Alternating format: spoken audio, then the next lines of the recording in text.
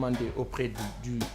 du laboratoire à l'étranger, à la suite de l'agression que nous avons subie le 16 mars 2023, nous sont enfin parvenus. Les résultats confirment bien la tentative d'assassinat sur ma personne perpétrée par des éléments des forces de défense et de sécurité. Nous y reviendrons très bientôt dans le cadre d'une conférence de presse portant sur ce point et sur bien d'autres cas. Nous donnerons une suite judiciaire internationale et politique en interne à cette tentative d'assassinat dont nous ignorons encore toutes les conséquences sur notre santé. lii la Ousmane Sonko communiqué démb. waaw léegi kee procureur général bi nu ngi kaa nuyu monsieur Bakhoum waxoon ne moom la ñu téye ne daal moo sotti Ousmane Sonko loolu di naka nu mu tudd Yargassi. waaw lan moo war a nekk moom situation bu fekkee ni lii Ousmane Sonko wax waaye expertise day am contre expertise. Ousmane Sonko bu yónnee ci ay laboratoire ñu vérifier qui c'est qui doit vérifier pour l'État par rapport à cela question la waaye état bi position bi mu amee nii jamono bii. dès qu'il s'agit de Ousmane Sonko est-ce que nekk na dans là où les dispositions de devoir ou de pouvoir vérifier soi-disant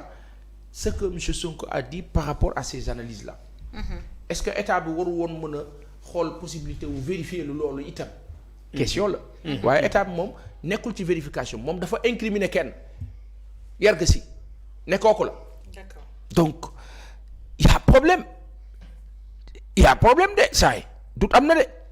tentative d'assassinat nag moom dafa garaaw yàlla na ci yàlla muccal ñëpp dafa garaaw. Et il a souligné en fin de propos au-delà de tout xamuñu yan conséquences la loolu di am ci sunu santé ci santé moom. C'est à noter amoon na benn jamono diggante Israël Palestine xam nga nu ñu daan def dañ daan éliminer israéliens yi surtout seen ay adversaires poison am na ci koo xam ni waaye nag yàlla ku mu reyul doo dem.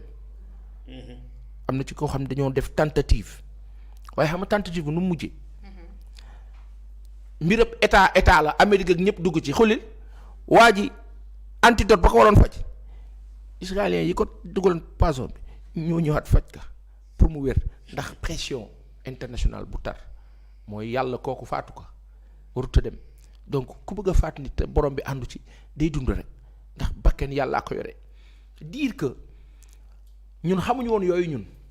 Sénégal et c'est triste de le dire mais xëy na daan na am régime yi fi jëkk yi fi jaar régime bu nekk am nga say taar def nga fi njombe boo xam ne kenn mënu koo nettali mais njombe bi ñu constaté jamono bi c'est pas que dañoo gis wala dañoo fekk wala daf noo leer de dañu ne coowal poison bi dafa bari ci régime bi la ñuy dégg poison ah gars yi dañ lay defal loo xam ni doon nañ ko fi wax la ay temps Pape Alé Niang bu ngeen fàttali ko. y a un problème léegi da ngay toog restaurant sax di tiit di xool kii lay jox ak di xool kan moo fa nekk ku fa dugg ku fa duggul di tànn resto yi ngay dem bu waa APR de nekk teeru bi nga moytu teeru bi sama gars yi man yàquma seen dil de bilaay dañuy waxtaan rek. teeru bi moom APR ak moom ñoo fa nekk ñoom ñooy ne foofu. waa x time waaw donc tey boo nee jóg da ngay dem teeru bi da nga kaa xoolaat bu baax c'est un problème. boo waree dem feneen bu nu fay nekk nga xoolaat ko bu baax di nga xool ñi lay servir di nga xool ki laa jox di nga xool psychose boobu mais c'est lassant et fatigant. te li gën a doy waar mooy israéliens yi bu ñu koy def du ñu ko def seen ñoñ xam nga ku ñu koy def koo xam ne dañoo seq ak moom des intérêts géostratégiques ñoom ñuy lijjanti pour seen population mais bu dee c'est soi-disant voué à ñi nekk en l'interne dafay tiitalaate. waxu na ni mbirab Ousmane Sonko bi noonu la demee de Ousmane Sonko a donné sa version état bi moom demul ci sens boobu dafa ne rek kële moo ko sotti te ki ko sotti ci moom la bokk. vous voyez yàlla ñu yàlla dimbali def jàmm ci réew mi kilifa yi delluwaat gannaaw ànd ak raison te ñu def attention ci ñi ñuy liggéeyal ak ñi ñuy collaborer léegi-léegi nga am ay conseillers sénégalais yoo xam ne boo waree egg fenn fi dañ la non loolu day ñaaw quand même ñun waruñu egg ci yooyu bu dee étranger la un étranger kilifa yi ñuy setaan ak nguuru Sénégal c'est une parenthèse étranger du liggéey ci département stratégique du ci décider du ci am doole ca palais de la République ak li wër présidence de la République du Sénégal nguurab Sénégal lànk leen tubaab di ci am idée ba leen di wax li ngeen war a def bu leen ko nangu lànk leen xalaat bu jóge feneen naan leen nii ngeen di procéder nii ngeen di defee dafay jur musiba maabu kumba boo xam du moom day jëlaat avion dem yoonam jaru ko li gën a ñaaw ci régime bii tey ma wax ko teyal rek tax te suñu borom rek nu wakkilu si man dafa maa metti personnellement en 2002 ba ñuy dugg ci palais ba président Abdoulaye Wade di dalal ay kilifa dañ daan taxaw photo wu ak garde rouge tranquillement très bien wax dëgg de taxaw photo wu waxtaan ak ñoom saafonte ak ñoom ak élèves yi ce sont nos parents nous les aimons